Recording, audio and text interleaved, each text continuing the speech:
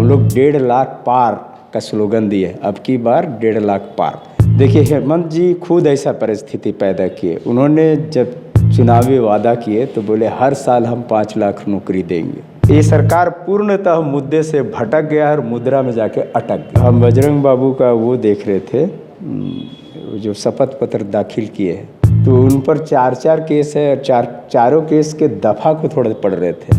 तो एक में लिखा है बालू चोरी में उनका केस है, तो कहीं दंगा करने का केस है। सर्टिफिकेट के संदर्भ में आया कि सर्टिफिकेट किसी सम्मेलन से सर्टिफिकेट आया। तो जो आदमी इस तरह से संगीन अपराध से घिरा हुआ, जिनका इतिहास ये हो, माने पैदा होने से पहले ही अगर ऐसा है तो फलेगा। कद्दू लोग के तो कद्दुए ना फलेगा कि कोहड़ा मिलेगा, ऐसा तो नहीं होता। ये तो प्रकृति का नियम है। तो जिसका जैसा नेचर रहेगा परिणाम वैसे ही हो। तो जनता तो डरेगी भाई, अगर ये आदमी आया ये तो लूट में सेल लगा देगा और क्या क्या करेगा, जो पहले से रजिस्टर्ड है इन बातों में। तो इनसे उम्मीद तो दूर। हेमंत सोरेन जी की सरकार में मिलने वाली स्वास्थ्य सुविधाओं से आप कितने संतुष्ट हैं? खुदे उसका विधायक मंत्री लोग अस्वस्थ है तो और कौन सी संतुष्ट। तो बोले डेली एडमिट होते रहता है। स्वास्थ्य नेता और यहाँ के जनता बराबर ही है। नमस्कार, स्वागत है आप सभी का वेब समाचार 24x7। इस वक्त हम झारखंड के रामगढ़ विधानसभा क्षेत्र में मौजूद हैं। जैसा कि आप जानते हैं कि रामगढ़ का सीट अभी हॉट सीट बन चुका है। आइए बात करते हैं। हमारे साथ आजसू पार्टी के केंद्रीय प्रवक्ता डॉक्टर देवशरण भगत जी मौजूद हैं।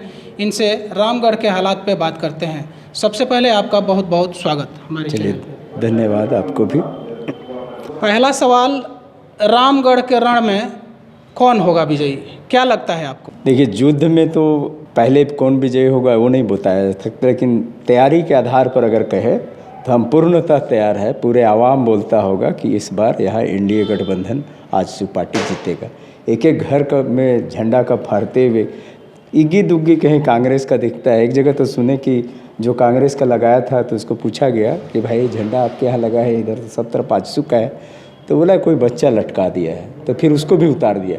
मतलब लोग कांग्रेस का झंडा लगाने में भी शर्मा रहे, पता नहीं हम अकेले हो जाएंगे। तो युद्ध का भी तो तैयारी चल रहा है। बाकी तो जनादेश किसके पक्ष में आएगा बाद में, लेकिन तैयारी से अब कह सकते हैं कि इस बार वर्तमान सरकार के जो नीतियां हैं, जो उनके कारनामे हैं, उनका बोली है, उनका ठगने का जो ये है, उसके खिलाफ जनादेश यहाँ मिलेगा। और पूर्ण बहुमत से इस बार हम लोग, मैंने पूर्ण बहुमत नहीं कहेंगे, इस बार जो एनडीए गठबंधन का लोकसभा में जो चुनाव हुआ था तो करीब 1.5 लाख मत मिले थे गठबंधन को। तो हम लोग 1.5 लाख पार का स्लोगन दिए, अब की बार 1.5 लाख पार। झारखंड में हेमंत सोरेन जी की सरकार है। रोजगार को लेकर अक्सर प्रदर्शन होते रहते हैं, आप क्या कहना चाहेंगे? देखिए, हेमंत जी खुद ऐसा परिस्थिति पैदा किए। उन्होंने जब चुनावी वादा किए तो बोले हर साल हम 5 लाख नौकरी देंगे। अगर नौकरी नहीं दे सकेंगे तो हम बेरोजगारी भत्ता देंगे, बेगारी भत्ता देंगे। बोला बीए से नीचे है उसको 5,000 देंगे, बीए से ऊपर वाले को 7,000 देंगे।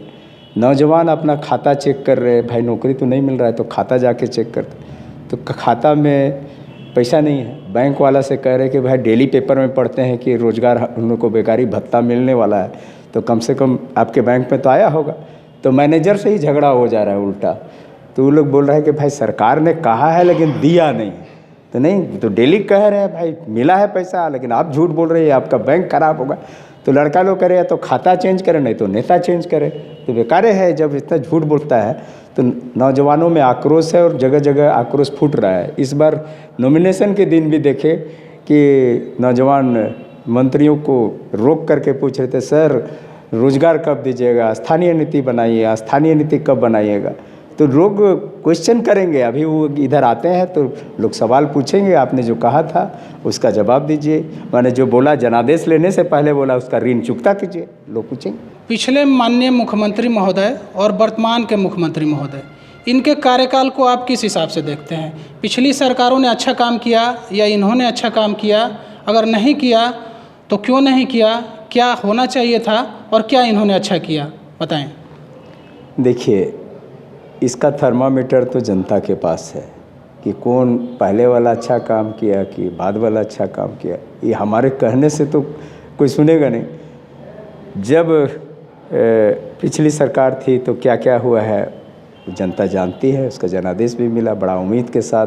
हेमंत जी कुछ लोगों ने जनादेश दिया, भारी बहुमत के साथ आए हैं, मेजॉरिटी का सरकार है। अभी इन्होंने जो कमिटमेंट किया है उसको लोग धरातल में देखना चाहते हैं। अब उसी का क्वेश्चन अभी जो कहे कि युवाओं का, महिलाओं का, कल रामगढ़ में जो घटना हुई लॉ एंड ऑर्डर का, भ्रष्टाचार का, अभी पूरे प्रदेश में मैंने ऐसा तो हमने कभी देखा ना सुना था कि प्रशासनिक पदाधिकारी थाना वाला पूछता है कि भाई जल्दी गाड़ी निकालो, इतना टाइम हो गया।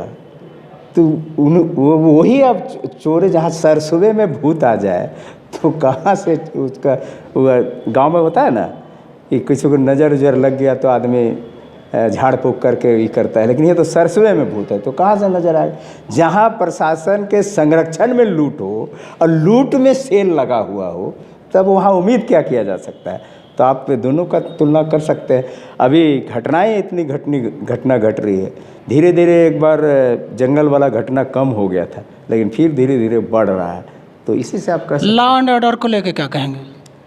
महिलाएं का इतना हत्या हो रहा है, इतना तक कि दरोगा तक को लोग, महिला दरोगा थे, दो दरोगा को लोग कुचल के मरा दिया, कोई किसी को ये कर दिया।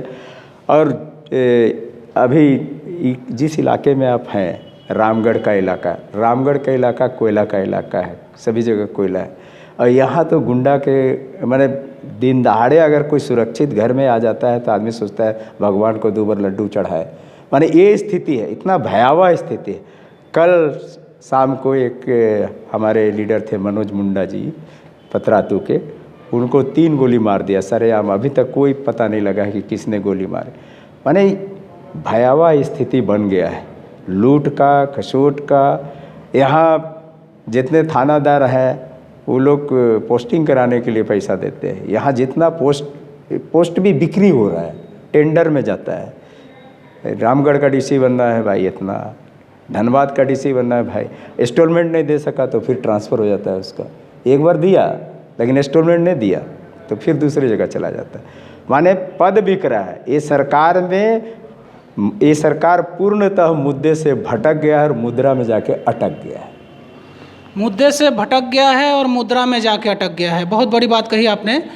अभी आपने एक बात कही कि यहाँ प्रशासन के लोग भी सुरक्षित नहीं हैं।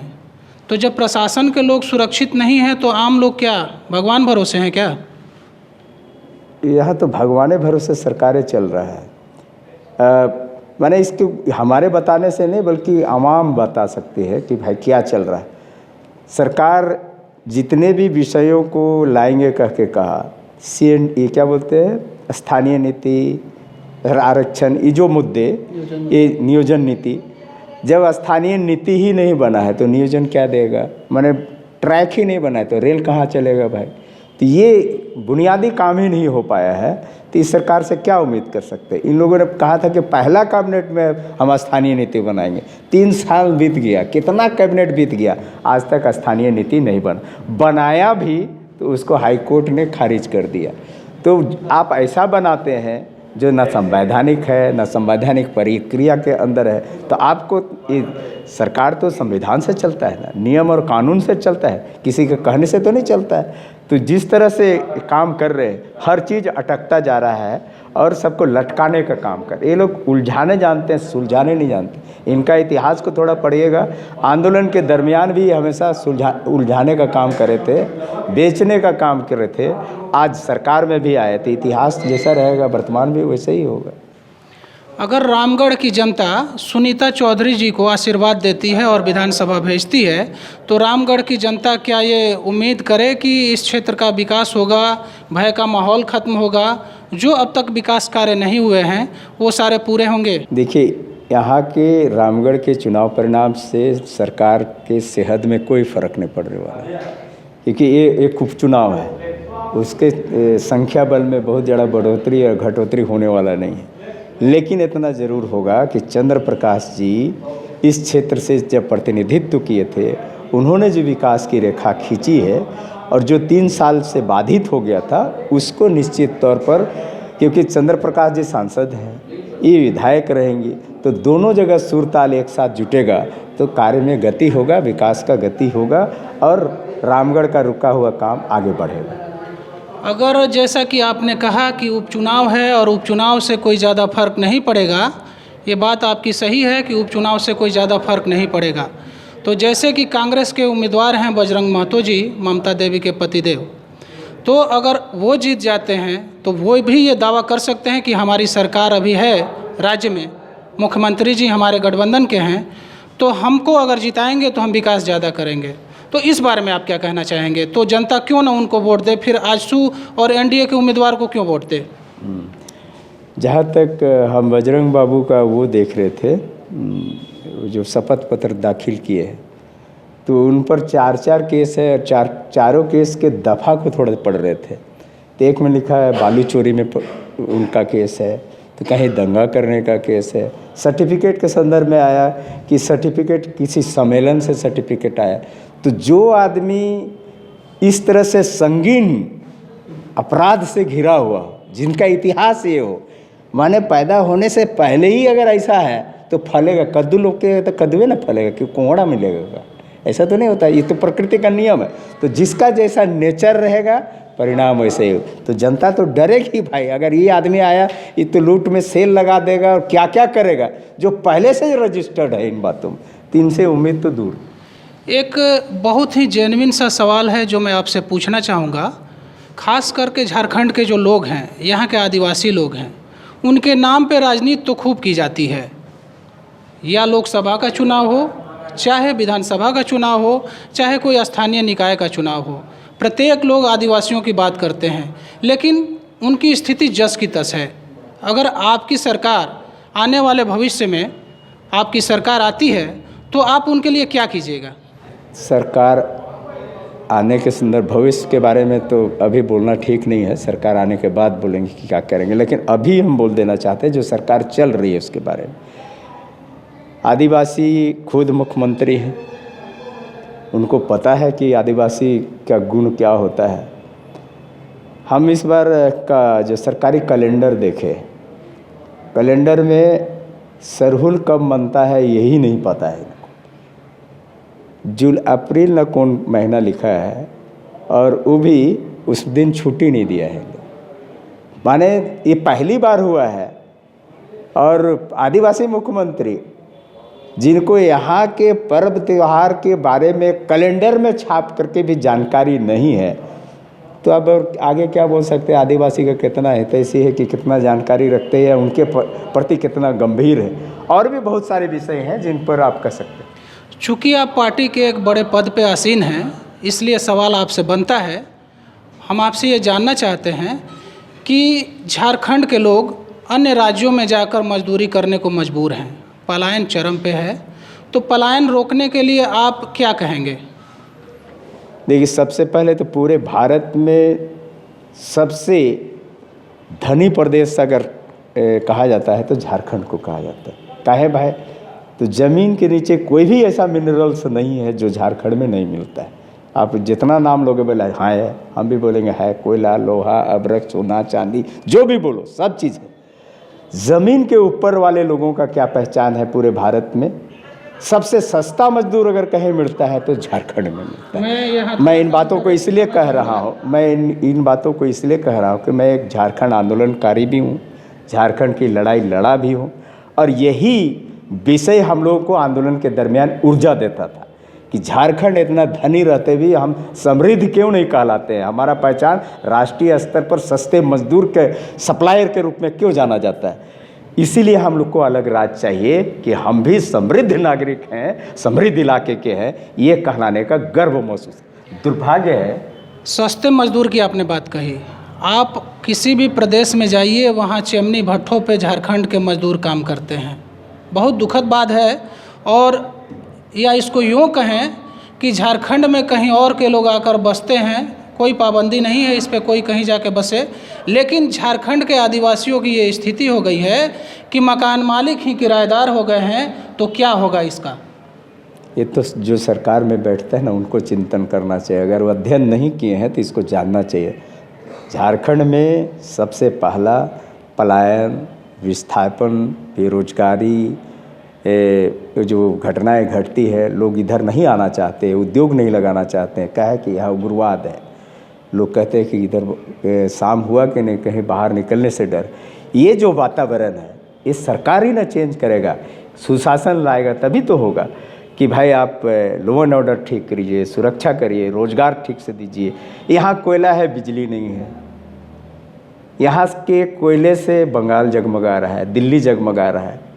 डीवीसी यही है, डीवीसी का डैम का क्षेत्र हम डूबेंगे और बिजली बंगाल में चलेगा।